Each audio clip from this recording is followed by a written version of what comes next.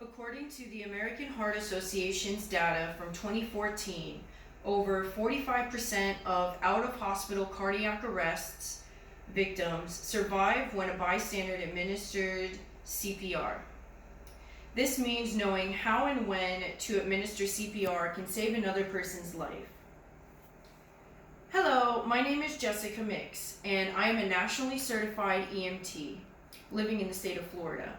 And I am here to inform you on how and when to perform CPR on someone. What is CPR, you might ask? It is an acronym for cardiopulmonary resuscitation. Cardio referring to the heart and its job to pump blood throughout the body. Pulmonary referring to the lungs, which allows O2 and CO2 exchange and delivering oxygen to perfuse our organs.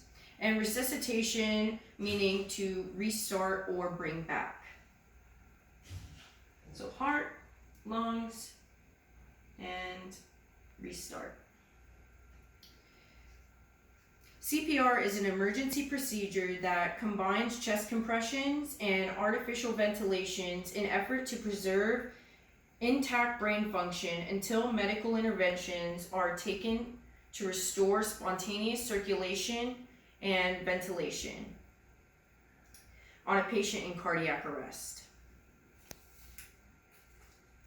A fact that I was taught during my EMT training was that brain tissue begins to infarct, or in other terms, die, after 4 minutes without receiving oxygenated blood flow, where the average emergency medical services arrival time is about 7 minutes, making CPR crucial knowledge to have when someone's pulse ceases.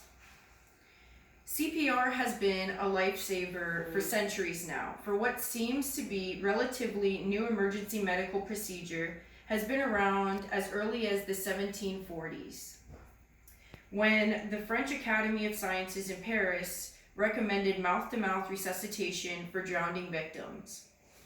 According to procpr.org, Dr. James Elms was the first to demonstrate this technique, working with Dr. Peter Safar in proving the effectiveness of CPR compared to other emergency procedures in 1956.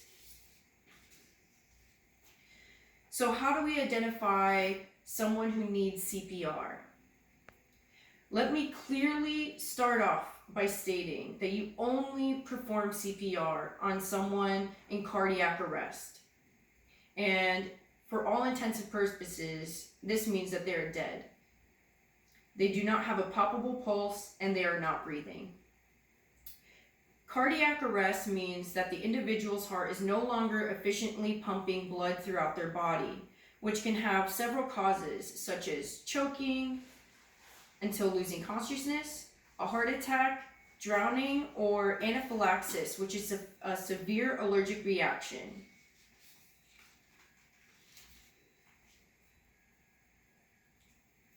You never want to perform CPR on a person who is responsive, because as miraculous as this life-saving procedure is, it can cause extreme pain to the individual that is still alive.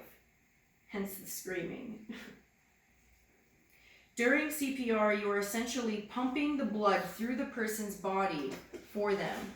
And to do that, you must compress their xiphoid process, which is in the middle of their chest, otherwise known as their sternum, in 2 inches deep in an adult.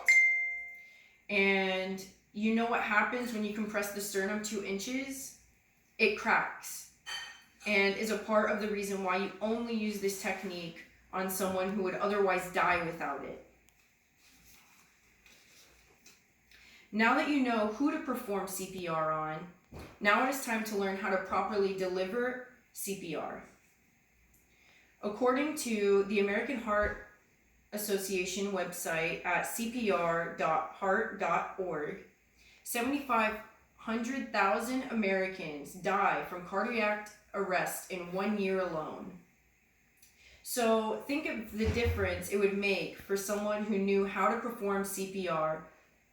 Before beginning CPR, you must first ensure it is implied. In no more than 10 seconds, you need to figure out if the person has any of their ABCs still intact. A, standing for airway. Is there something blocking them from breathing?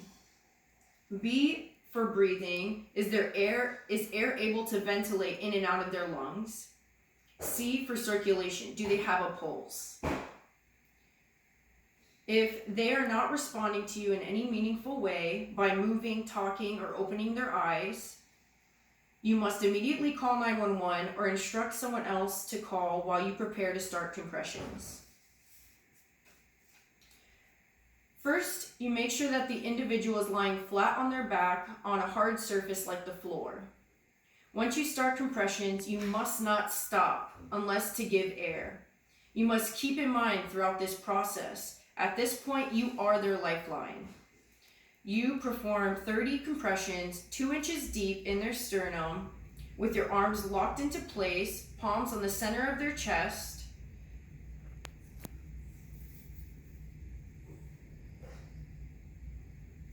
On the center of their lower chest near their nipple line. Followed by 2 gentle breaths, repeating this process 5 times in a row. At which point you would check for another 10 seconds to see any signs of life, their ABCs. And again, if no pulse and no breathing hasn't returned, then continue compressions until emergency medical services have arrived. In conclusion, you now know where CPR started, what it is, how and who to perform it on, and by this point you have learned the fundamentals of how to administer basic life-saving technique. Thank you for your time.